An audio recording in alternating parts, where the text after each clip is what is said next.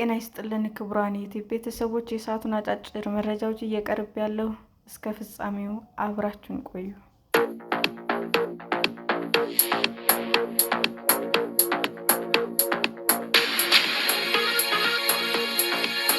እያንዳንዱ ኢትዮጵያዊ ያለበት የውጭ ዕዳ መጠን ከ$575 በላይ መድረሱ ተነገረ። እያንዳንዱ ኢትዮጵያዊ ያለበት የውጭ ዕዳ መጠን $575.6 መድረሱን የኢትዮጵያ ኢኮኖሚክስ አሶሲዬሽን ባወጣው ሪፖርት ገለጸ። አሶሲዬሽኑ የአገሪቱ ከ2021 እስከ 2023 የኢኮኖሚ አፈጻጸም አስመልክቶ ግንቦት 14 ቀን 2017 ዓ.ም ባወጣው ሪፖርት ኢትዮጵያ እንደ አውሮፓውያን አቆጣጠር እስከ 2023 ድረስ ያለባት የብድር መጠን $62.5 ቢሊዮን መድረሱን፣ እያንዳንዱ ኢትዮጵያዊም የተጠቀሰው መጠን የውጭ ዕዳ እንዳለበት ጠቁሟል። የብድር ጫናው እንዲበዛ ካደረጉ ምክንያቶች መሃል የመንግስት ወጪ አስተዳደር አቅም ማነስ፣ የፕሮጀክቶች አፈጻጸም ደካማነት፣ ኢኮኖሚውን ሊደግፉ የሚችሉ ፕሮጀክቶች አለመስፋፋት፣ የውጭ ንግድ መቀዛቀዝ እና የማምረት አቅም እየቀነሰ መምጣት ዋነኞቹ እንደሆኑ በሪፖርቱ ተጠቅሷል። በማህበሩ ከፍተኛ የማክሮ ኢኮኖሚ ተመራማሪ ናስር ዩኑስ ዶክተር ከዚህ በፊት ሀገሪቱ ለተለያዩ ፕሮጀክቶች ከተለያዩ ተቋማት ሀገሮች የተበደረቻቸው ብድሮች ውጤታማ አለመሆናቸው ዋነኛ የብድር ጫና ምክንያት መሆናቸውንም አስረድተዋል። ኢትዮጵያ የብድሩ መክፈያ ጊዜዋን በመደራደር እንዲራዘም ማድረጓ ጥሩ ቢሆንም ሊከፈል የነበረውን ገንዘብ አሁንም ኢኮኖሚውን መደጎም በማይችሉ መንገዶች ወጪ ከተደረገ የዕዳ ጫናው ይጨምራል እንጂ ሊቀንስ እንደማይችል ተመራማሪው ተናግረዋል። የመንግስት ወጪ በተቀናጀና ኢኮኖሚያዊ በሚጠቅም መንገድ ካልተተገበረ ዕዳ መክፈል ከማይችሉ አገሮች መካከል እንድትመደብ ከማድረግ ባለፈ ለኢንቨስትመንት ተመራጭ ያልሆነች ሀገር እንድትሆን ያደርጋታልም ብለዋል። ከዚህ በፊት ከዓለም አቀፍ አበዳሪ ተቋማትና ሀገሮች የተገኙ ብድሮች ባደረሱት ጫና ምክንያት መንግስት በወጪ ቅነሳ ላይ መቆየቱ ለኢኮኖሚ መቀዛቀዝ ተጨማሪ ምክንያት እንደሆነም ተመራማሪው ገልጸዋል። የኢትዮጵያ ኢኮኖሚ ከውጭ ንግድ ከሚገኘው ገቢ ጋር ሲነጻጸር ከፍተኛ የብድር ጫና ካለባቸው ሀገሮች መካከል አንዷ የሚያደርጋት እንድትሆን ከዓመታዊ ምርት ጂዲፒ አንጻር ደግሞ በአማካይ ላይ እንደሆነች በሪፖርቱ ተጠቅሷል። መንግስት የገጠመውን የገንዘብ እጥረት ለመፍታት ከግብር የሚሰበሰበውን መጠን በየዓመቱ እያሳደገ መሆኑን የተናገሩት ናስር፣ ጭማሪው ተቀጣሪና መደበኛ የሥራ መስኮችን ኢላማ ያደረገ በመሆኑ የዋጋ ግሽበትን ከማባባስ ባለፈ አገራዊ ኢኮኖሚ መረጋጋትን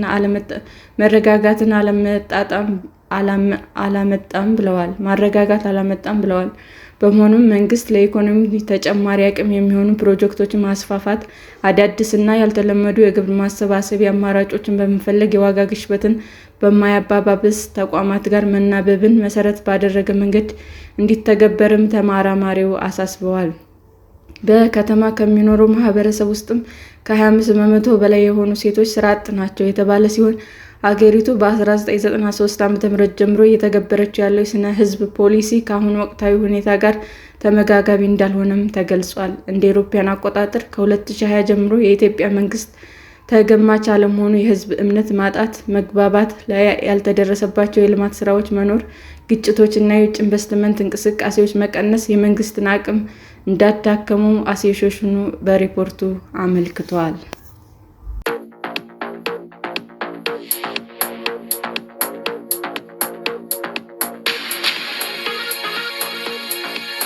በትግራይ በተካሄደ ህገወጥ የሰው ዝውውር ክስ የቀረበባቸው ኮሎኔል ተወልደ ምን ይላሉ? የትግራይ ጊዜያዊ አስተዳደር የቀድሞ ፕሬዝዳንት አቶ ጌታቸው ረዳ በቅርቡ ከፋና ቴሌቪዥን ጋር ባደረጉት ቃለ ምልልስ የቀድሞ የሥራ ባልደረቦቻቸውን በህገወጥ የሰው ዝውውርና የወርቅ ማዕድን ማውጣት ላይ እንደተሰማሩ ገልጸው ነበር። ከእነዚህ መካከል የትግራይ ኃይሎች የመረጃ መምሪያ ኃላፊ የነበሩት ኮሎኔል ተወልደ ገብረተንሳኤ በህገወጥ የሰው ዝውውር ላይ ተሰማርተዋል በሚል ስማቸው ተጠቅሶ ከሰዋቸዋል። ከዚህ ጋር በተያያዘ አንድ በፕሬዝዳንቱ ስር በነበረ ኮሚቴ እንደተጠና የተነገረ ባለ 66 ገጽ ጥናት የኮሎኔሉ ስም በተመሳሳይ በህገወጥ የሰው ዝውውር አንስቶ ከሷቸዋል። የትግራይ ጊዜያዊ አስተዳደር ጀነራል ታደሰ ወረደ ጽሕፈት ቤት ባለፈው ሳምንት አቶ ጌታቸው ረዳ የሰጡት ቃለ መጠይቅ አስመልክቶ ባወጣው መግለጫ በቀድሞ ፕሬዝዳንት እንደወጣ የሚነገርለት ሰነድ ያረጋገጠ ቢሆንም የመንግስት ሰነድ በማህበራዊ ሚዲያ እንዲበተን ማድረጋቸውን አውግዞታል። ጽሕፈት ቤቱ የትግራይ ጊዜያዊ አስተዳደር የቀድሞ ፕሬዝዳንት የመንግስት መሪ በመሆናቸው ብቻ የያዙትና ለማንም ይፋ ያልተደረገውን ምስጢራዊ ሰነድ በማህበራዊ ሚዲያ እንዲበተን ማድረጋቸው ከሞራልም ከሥነ ምግባርም አንጻር ሲታይ ተቀባይነት እንደሌለው በግልጽ ለሽግግር ፍትህ እንቅፋት እንደሆነ ገልጿል። የትግራይ ሰላምና ጸጥታ ቢሮ በበኩሉ አቶ ጌታቸው ረዳ በፋና ቴሌቪዥን ላይ ቀርበው የሰጡት ቃለ መጠይቅ የትግራይ ኃይሎችን አዛዦችን ስም የማጥፋት ዘመቻ በማለት ተቃውሞታል። ከአንድ ወር በፊት የጠቅላይ ሚኒስትሩ አብይ የምስራቅ አፍሪካ ጉዳዮች አማካሪ ሆነው የተሾሙት አቶ ጌታቸው ረዳ ግን በፕሬዝዳንቱ ጽሕፈት ቤት ስር በተቋቋመ ግብረ ኃይል ላይ ተጣርቶ የተገኘውን ውጤት ለማስፈጸም ቁርጠኝነት ያለው መንግስት ባለመኖሩ ምክንያት ለሚመለከተው ሌላ አካል አሳልፈው መስጠታቸው በራሳቸው የፌስቡክ ገጽ ላይ አጋርተዋል።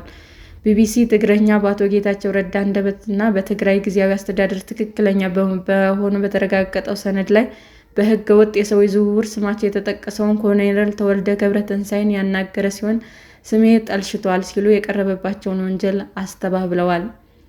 አቶ ጌታቸው ረዳ አሁን ያቀረቡባቸውን ክስ በይፋ የጊዜያዊ አስተዳደሩ ፕሬዝዳንት በነበረበት ጊዜ የራሳቸው ደጋፊ በሆኑት የማህበራዊ ሚዲያዎች ስሜን ሲያጠለሹ ቆይተዋል ሲሉ ተናግረዋል። በወቅቱ ጉዳዩን በሚመለከት ለአቶ ጌታቸው ቅሬታቸውን ማቅረባቸውን የተናገሩት ኮሎኔል ተወልደ ለማህበራዊ ሚዲያ አንቂዎች ችግር የለውም ራሴ ምላሽ እሰጣቸዋለሁ እያለ ሲያታልለን ቆይተዋል ብለዋል። ይህንን ጉዳይ በሚመለከት ለመጨረሻ ጊዜ ከአቶ ጌታቸው ጋር የተሰበሰቡት ከ3 ወር በፊት ነበር ያሉት ኮሎኔል ተወልደ ከ2 ዓመት በፊት የፕሬዝዳንትነት ስልጣኑን ሲረከብ በሚገባ ስላልተወጣው ስልጣኔን አልተቀበሉትም ባላቸው መሪዎች ላይ የስም ማጥላሸት ዘመቻ ነው የጀመረው ሲሉ ወንጅለዋቸዋል። የቀድሞ የትግራይ ክልል ጊዜያዊ አስተዳደር ፕሬዝዳንት አቶ ጌታቸው ረዳ ከፋና ቴሌቪዥን ጋር ባደረጉት ቃለ ምልልስ ላይ 3 ከፍተኛ የትግራይ ወታደራዊ አመራሮች በወርቅ ቁፋሮና የንግድ የመንግስት ገንዘብ በመዝረፍ እንዲሁም በሕገ ወጥ የሰዎች ዝውውር ላይ ተሳትፈዋል ሲሉ ወንጅለዋል።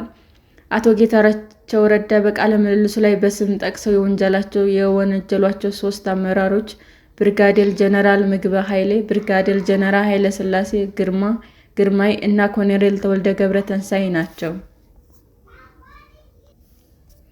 የትግራይ ኃይሎች የመረጃ መምሪያ ኃላፊ የነበሩት ኮሎኔል ተወልደ በሕገ ወጥ የሰዎች ዝውውር በነበራቸው ሚና ተጠያቂ ያደረጉት አቶ ጌታቸው ረዳ ኤርትራውያን እንደ ንብረት ይሸጡ ነበር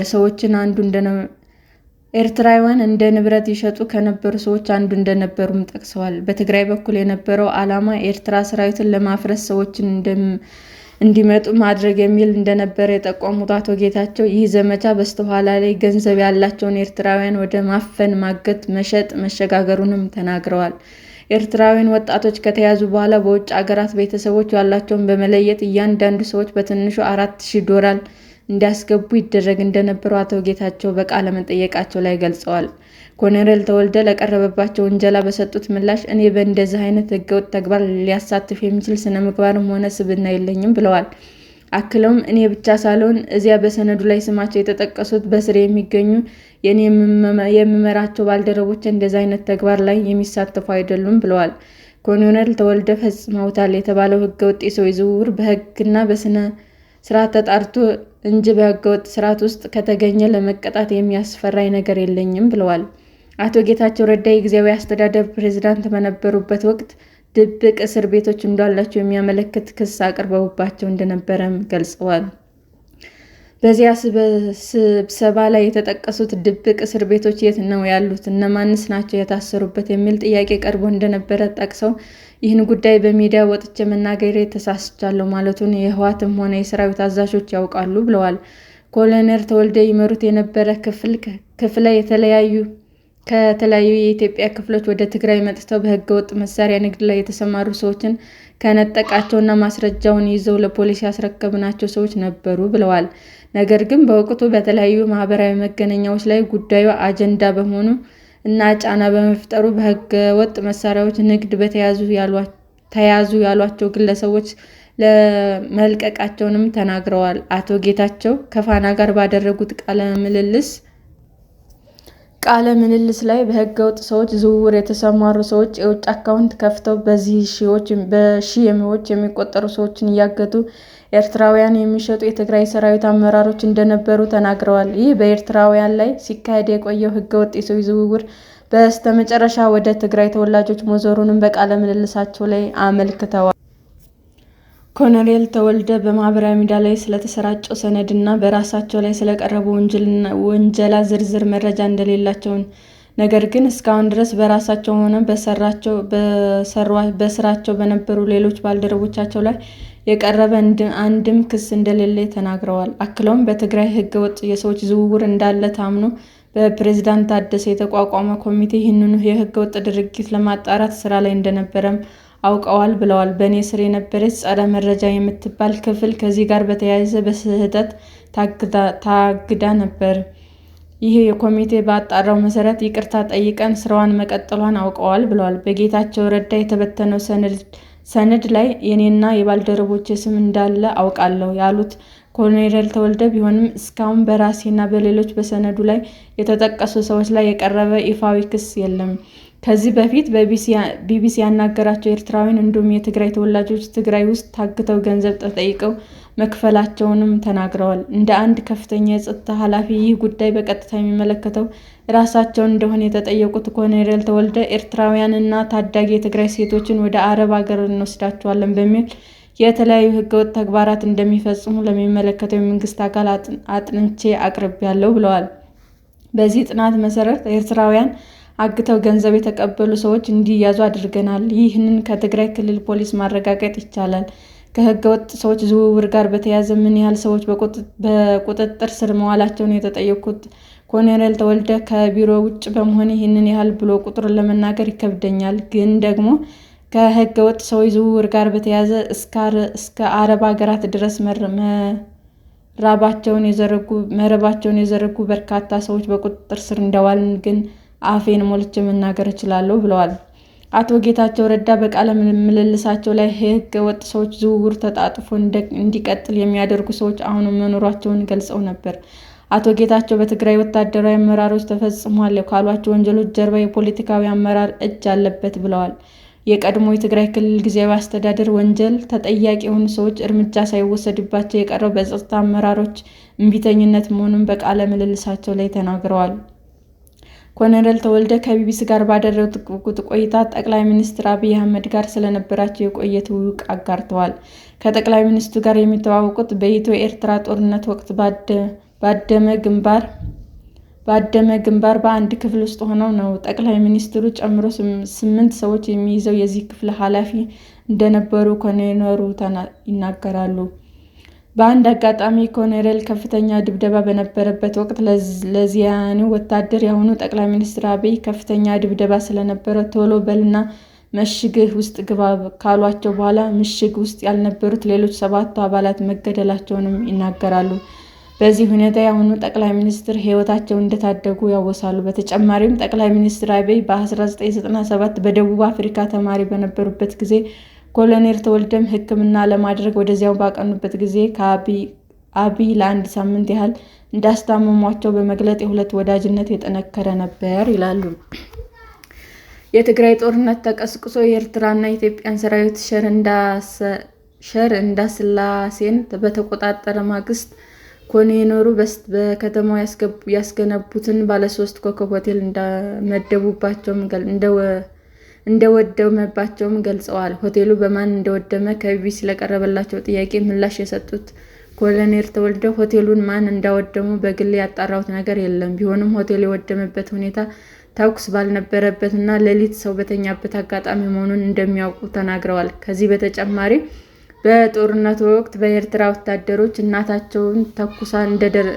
እናታቸው ትንኮሳ እንደደረሰባቸውና የታላቅ ወንድማቸው ልጅ ምሰሶ ላይ ታንቆ መገደሉን ለቢቢሲ ገልጸዋል። ቢቢሲ ከገለልተኛ አካል ይህንን ባያጣራም የኤርትራ ሰራዊት በትግራይ ጦርነት በሰብአዊነት የሚፈጸም ወንጀልና ከባድ የጦር ወንጀሎች መፈጸሙን የተባበሩት መንግስታት ጨምሮ የተለያዩ ሪፖርቶች መውጣታቸው ይታወሳል። ኮሎኔል ተወልደ በአሁኑ ጊዜ ቤተሰቦቻቸውን ለመጠየቅ ከሀገር ውጭ መሆናቸውን የተናገሩት ሲሆን ሰዎች እንደማይመለሱና እንደሸሹ በማህበራዊ ሚዲያ ላይ መሰራጨቱን ቢቢሲ ጠቅሶ ኮሎኔሉን ጠይቋቸዋል።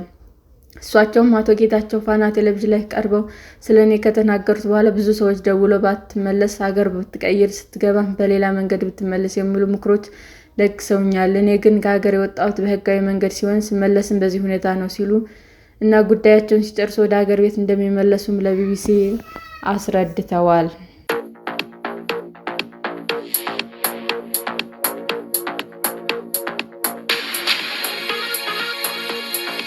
ክቡራን የዩቲዩብ አድማጮቻችን ለሰዓቱ ያቀረብኩላችሁ አጫጭር መረጃዎች ይህንን ይመስል ነበር። በሌላ መረጃ እስክንገናኝ ሼር፣ ላይክ፣ ሰብስክራይብ እንዲሁም ቢቀርብልን የምትሉት መረጃ ካለ ኮሜንት እያደረጋችሁ ቸር ቆዩን።